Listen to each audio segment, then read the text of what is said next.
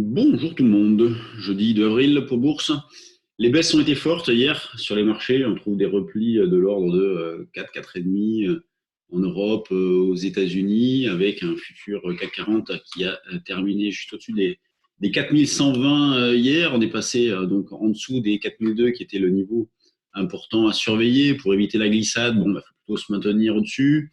On est passé en dessous avec des petits ajustements de delta au moment de la clôture hier et puis hors séance. Ce matin, on a réouvert au-dessus.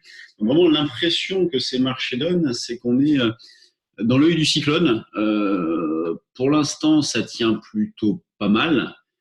Les yeux sont rivés désormais sur l'évolution du coronavirus aux États-Unis. On a eu des déclarations de Trump aussi cette nuit concernant le pétrole. Donc Trump a évoqué un accord possible et rapide entre la Russie et l'Arabie Saoudite, ce qui a pour effet de faire bondir les cours du pétrole. Le light crude oil était en hausse de 8-9% tout à l'heure. On regardera ce qu'il en est maintenant. En ce qui concerne les indices, donc le futur CAC 40 est actuellement à 4237 points.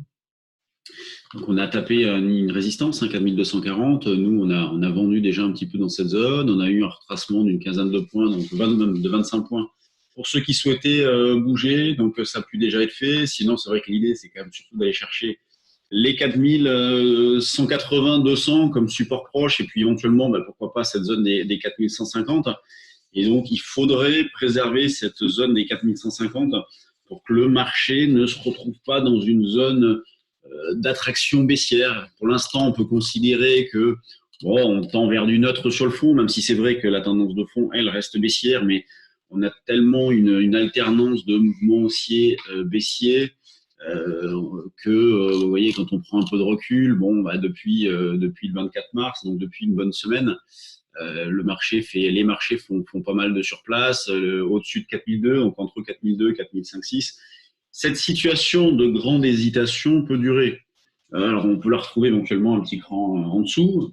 Un cran au-dessus de 4005, j'ai du mal à y croire, mais bon, on peut la retrouver un petit cran en dessous si jamais la situation se dégrade un petit peu aussi, notamment donc, aux États-Unis avec le coronavirus. Mais le plus important, c'est vraiment de naviguer à vue dans cette phase-là. C'est vraiment, on insistait vraiment dans cette approche sur le trade du jour ce matin, notamment dynamique.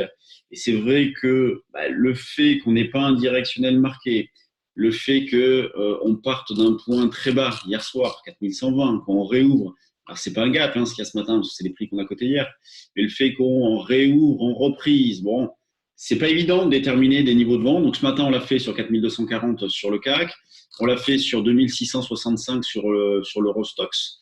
Donc c'est la résistance proche. Donc sur le trade du jour dynamique CAC 40, on propose également des niveaux sur l'Eurostoxx depuis l'interdiction de vendre le futur. Donc 2665 est la résistance sur l'Eurostoxx, donc ça passe plutôt pas mal. C'est ce qu'on avait fait hier. Hier, on avait joué exactement ce niveau de vente et on s'était racheté sur 2635, 2625. Donc c'est ce qui a été fait. Alors le soir, on est passé, on a cassé cette zone des 2625 et on est allé chercher plus bas, mais en tout cas, on a pu faire donc de beaux écarts sur l'Eurostoxx. Il est assez sympa à travailler, il y a de la liquidité. C'est un gros marché d'arbitrage, l'Eurostoxx, donc c'est normal qu'il y ait la liquidité, vous me direz. Mais c'est plutôt sympa et ça permet d'en faire un petit peu plus, ramener en termes d'exposition. Un CAC, c'est environ 1,5 Eurostoxx, donc on peut en faire un petit peu plus, moduler un petit peu plus grandement son exposition. Donc c'est plutôt pas mal. Sur le DAX, même approche des marchés, vente sur rebond. On proposait 9590 ce matin et on a fait 88,5. Donc là, vous voyez, typiquement, 89, on a même fait au plus haut. Nous, typiquement, dans les stats trade du jour, on considère que c'est fait. À un point sur un indice qui vaut 9000 et quelques, voilà, on considère que c'est fait. Donc, on a pu vendre à 9590. On peut essayer de se racheter un petit peu vite sur 9530-35. Ça fait déjà un écart de 60 points, c'est plutôt sympa. Sinon, après, pourquoi pas cette zone 9450, 9480. Il y a quand même une volatilité intéressante sur les marchés. Il faut en profiter. Donc, en sortir un bout assez vite, ok, mais il faut laisser porter le reste pour carrément des écarts importants. En tout cas, moi, c'est vraiment dans cet esprit-là que je travaille. J'hésite pas à laisser porter des positions. Si je fais pas l'écart dans la journée, c'est pas très grave. je laisse filer un petit peu, il y a de quoi faire. Et donc sur une partie, écart rapide, et puis sur le reste, écart beaucoup plus important. L'eurodoll, lui, dérive latéralement. Petite alternance hausse-baisse aussi, avec pas énormément de volatilité depuis hier matin. Et la séance d'hier a été extrêmement calme. On n'est plus tellement habitué à si peu de volatilité d'ailleurs. Et donc, zone de vente proche, 0,970. Sinon, après, ça sera au-dessus des 1,10. Donc, cette zone, éventuellement, les plus hauts donc, de la reprise de mercredi, de la nuit de mardi à mercredi, vers 1,1020, 1,1040. Du côté des actions, alors on a encore des sociétés qui ont annoncé la suppression de leurs dividendes. Je crois qu'il y a Crédit Agricole et Engie qui ont fait ces déclarations-là. Donc, ce matin, on a donc Technip avec le pétrole qui repart. Oui, donc, je vais vous afficher d'ailleurs le pétrole. Donc, nous, celui qu'on regarde, c'est le Light Crude Oil Future. Le voici. Donc, vous voyez, on est en hausse de 10% autour des 20. Donc, on a eu un double appui dans cette zone. Donc, pour l'instant, il n'y a pas de signal d'achat, il n'y a rien. La moyenne mobile longue, elle n'est pas si loin que ça. Mais il n'y a pas de signal.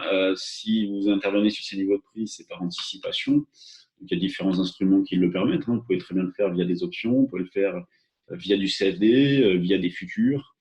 Donc, en tout cas, il semblerait que les cours du pétrole aient trouvé un point d'appui sur les 20 pour l'instant. Ça tient un peu de choses. Mais pour l'instant, ça tient avec une belle reprise ce matin suite aux déclarations donc, de Trump, ce qui profite donc à Technip et Total. Vous voyez, Total 3,5 de hausse, donc qui est bien reparti depuis son point bas du mois de mars. Elle est très bien repartie, Total. Ensuite, c'est une majorité de hausse sur les valeurs du CAC. L'indice, lui, il est en hausse de 0,36%. Pour l'instant, on a bien buté sous la moyenne mobile longue. Le volume 280 millions à 9h30, allez, c'est correct. C'est pas exceptionnel, mais c'est correct. On revient sur des niveaux de volume d'avant-crise. On tourne autour des 300 à cette heure-ci. Airbus qui repart aussi un petit peu. Vous voyez, on se rapproche d'un double appui aussi sur Airbus. Après bien buté à proximité de la moyenne mobile. Tiens, CGG qui remonte, c'est normal. C'est toujours le même secteur. Technip, Technicolor, Vallourec plus 4. Il y a des rumeurs, je crois, de restructuration sur Vallourec, encore une fois. Décidément, pour elle, c'est compliqué. Donc, dans les screeners, les valeurs qui suscitent de l'intérêt ce matin, donc des valeurs pétrolières surtout, une biopharmaceutique Nicox, Claranova qui repart aussi un petit peu. Donc, on a beaucoup de configurations assez similaires avec des gros rebonds suite aux fortes baisses, et puis on se retrouve un peu à la croisée des chemins avec les moyennes mobiles qui se rapprochent. Donc, pour l'instant, ça va dans le sens d'un point haut temporaire sur certaines valeurs, sur l'indice aussi, donc le point haut temporaire sur 4005. Depuis, on est revenu en arrière, c'est sûr. Et donc, sur le CAC, on pourrait revenir encore un petit peu plus en arrière, ça ne changerait pas grand-chose. Ce qu'il faut vraiment avoir en tête, c'est que les marchés sont vraiment dans l'attente. Il y a l'attente donc, de l'évolution de la situation. Beaucoup d'opérateurs sont absents, d'où le manque de densité, d'où des mouvements qui se font dans le vide bien souvent, donc amplifiés par ce manque de densité-là. Vraiment avoir ça en tête pour bien aborder cette phase-là. Si vous voulez aller plus loin avec nous, on fait pas mal de stages en ce moment en ligne. Il y a de l'intérêt, ça se passe très bien, le système fonctionne très bien, tout le monde est à l'aise, aussi bien les participants que nous, les organisateurs. Donc, n'hésitez pas, on fait une initiation d'ailleurs ce soir et demain. Donc, 17h30, 19h30 ce soir et demain. Donc, si vous souhaitez apprendre les bases du trading, qu'on vous oriente vers le choix de broker, de logiciels, les notions d'analyse graphique, technique, fonctionnement des marchés, le rôle des différents opérateurs, eh bien, c'est sur inscription, c'est ce soir, 17h30, 19h30. Vous avez plus de renseignements sur notre site. Et je le répète, j'ai communiqué dans ce sens-là hier sur les réseaux sociaux. Nous organisons une révision gratuite pour ceux qui ont participé à notre stage option. Donc, je répète, vous avez fait notre stage option, nous vous invitons gratuitement à faire une petite révision, questions-réponses cet après-midi à partir de 7h.